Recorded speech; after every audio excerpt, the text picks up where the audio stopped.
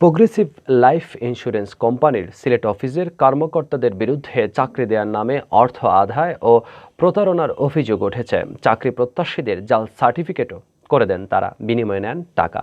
অর্থ হাতিয়ে নেওয়ার পর চাকরির পরবর্তী বলা হয় কমিশনে কাজ করতে। ভুক্তভোগীদের কাছ থেকে এমন অভিযোগ পাওয়া গেছে। শিক্ষাগত যোগ্যতার জাল সার্টিফিকেট তৈরির অভিযোগ অবশ্য অস্বীকার করেছেন সংশ্লিষ্ট কর্মকর্তারা। সিলেট নগরীর জিন্দাবাজারস্থ মিলেনিয়াম মার্কেটের ষষ্ঠ তলায় প্রোগ্রেসিভ লাইফ ইন্স্যুরেন্স কোম্পানির কার্যালয়। অফিসে মাসিক 10,000 টাকা বেতনে চাকরি দেওয়ার কথা বলে বেশ কয়েকজন তরুণ তরুণীর কাছ থেকে টাকা নেন কোম্পানির কর্মকর্তারা, কিন্তু পরে চাকরি না দিয়ে কমিশন ভিত্তিক কাজ করার অফার দেওয়া হয়। চাকরির জন্য নেওয়া টাকা ফেরত চাইলে জানানো হয় এই টাকার একটি অংশ দিয়ে তাদের নামে বীমা করা হয়েছে, আর বাকি টাকা খরচ করা হয়েছে 8ম শ্রেণী পাস জাল সার্টিফিকেট তৈরিতে।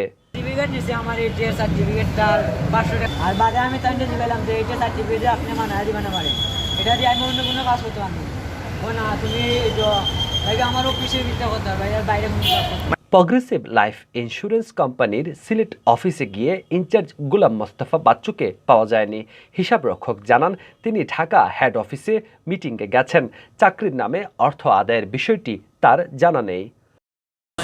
এইটা আমরা কমিশন ভিত্তিক জনবল নিয়োগ দেওয়া হয়। কেন যে কমিশনের যার একটা পদবি আছে, যে পদে আসেন তান পদবি অনুযায়ী তানতানোর কমিশন দেওয়া হয় ও কমিশন ভিত্তিকে জনবল নিয়োগ দেওয়া হয়। এই কার্যক্রম আমাদের অফিসে পাওয়া যায় শিরিন বেগম নামের এক কর্মকর্তাকে, যার কাছে নগরীর মদিনা মার্কেটের সাগর আহমদ সহ আরও কয়েকজন টাকা দিয়েছিলেন।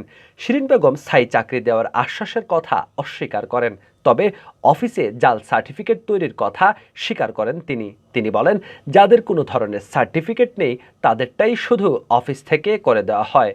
মনত হইল 8-9 তো পড়ে, এটা তো আমরা বুঝাইছি, টেকনিক্যালি তারা বুঝাইছি, তারা রাজি হয়েছে, তারা কইছে এটা তারা লাগে ব্যাপারও না তারা এটা লুকান্ত পারবে।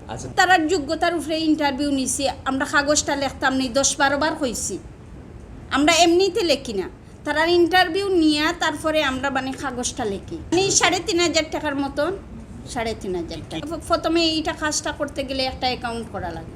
আচ্ছা, অ্যাকাউন্ট করিয়া তারপরে এটা মনে হইল জয়েন্ট। চাকরি দেওয়ার নামে আত্মসৎকৃত অর্থ ফেরত ও কোম্পানির অসাধু কর্মকর্তাদের বিরুদ্ধে ব্যবস্থা নেওয়ার দাবি জানান ভুক্তভোগীরা।